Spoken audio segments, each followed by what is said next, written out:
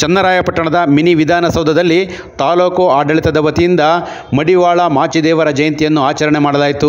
ಈ ವೇಳೆ ಶಾಸಕ ಬಾಲಕೃಷ್ಣ, ತಾಲೂಕು ಮಡಿವಾಳ ಸಮಾಜದ ಅಧ್ಯಕ್ಷ ಮುರಾರ್ಜಿ ಮಂಜುನಾಥ್, ತಹಶೀಲ್ದಾರ್ ನವೀನ್ ರಾಜ್ ಸೇರಿದಂತೆ ಮಡಿವಾಳ ಸಮಾಜದ ಮುಖ್ಯಸ್ಥರು, ಯೋಜನಾ ಪ್ರಾಧಿಕಾರದ ನಿರ್ದೇಶಕ ವಿಜಯ್ ಕುಮಾರ್ ಸೇರಿದಂತೆ ಇತರರು ಉಪಸ್ಥಿತರಿದ್ದರು.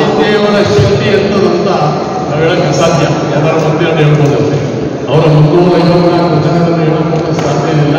ಅವರ ಬಸವಣ್ಣನ ಹೇಳಿದ್ದಾರೆ, ಮೊದಲೇ ಬಿಜ್ಜಲ್ ಮಹಾರಾಜ ಈ ನದಿ ಪ್ರವಾಹದ ಬೇಗ ಆಗಾಗ ಕರ್ಕೊಂಡು ಹೋಗ್ತಾ ಇರ್ತಾರೆ. ಇವರು ಬಿಜ್ಜಲ್ ಮಹಾರಾಜಲ್ಲಿ ಬಸವಣ್ಣವ್ರನ್ನ ಅವ್ರ ಬಟ್ಟೆನೆ ಮಡಿ ಮಾಡ್ಕೊಂಡು ಕೇಳು ಮಾಚಿದೇವರಿಗೆ ಅಂತ ಹೇಳಿದಾಗ ಆ ಮಾಚಿದೇವ ನೋಡೋ ದೃಷ್ಟಿಲಿ ಬಟ್ಟೆ ಕೂಡ ಸುಟ್ಟು ಆಗ ಬಿಜ್ಜಲ ಮಹಾರಾಜಿಗೆ ಏನಾಗುತ್ತೆ, ತುಂಬ ದ್ವೇಷ ಬಂದು ಒಂದು ಗುಂಪು ಕಳಿಸ್ತಾನೆ, ಕೂಡೂರು ಕೂಟರನ್ನೆಲ್ಲ ಅಟ್ಯಾಕ್ ಮಾಡೋಕ್ಕೆ ಆದಮೇಲೆ ಮಾಚಿದೇವರಿಗೆ ದೈವಾಂಶ ಸಂಬಂಧಿಗಳು ಇರ್ತಾರೆ ಅನ್ನೋದನ್ನು ಉಲ್ಲೇಖ ಮಾಡಿಕೊಂಡು ವಿಶೇಷವಾಗಿ ಮಾತಾಡಿದ್ದಾರೆ.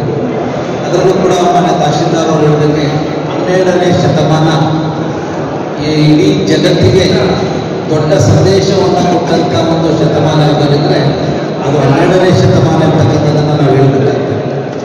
ಜಗಜ್ಯೋತಿ ಬಸವಣ್ಣವರ ಅನುಯಾಯಿಗಳಾಗಿ ಇವರು ಕೂಡ 12ನೇ ಶತಮಾನದಲ್ಲಿ ಜನ್ಮ ತಾಳಿ ಈ ಒಂದು ಮಡಿವಾಳ ಮಾಚಿದೇವರ ಧರ್ಮವನ್ನು ಕಟ್ಟುವಂಥ ಕೆಲಸವನ್ನು ಅಭಿವೃದ್ಧಿಗಳು ಮಾಡಿದ್ದಾರೆ. ಅವರ ಜಯಂತಿಯ